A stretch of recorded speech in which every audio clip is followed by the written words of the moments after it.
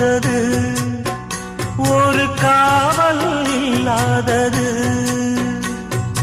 ஊதக்காத்தில் வஞ்சி மாது ஒத்தையிலே வாடும்போது போர்வை போல பொத்தி அணைப்பே.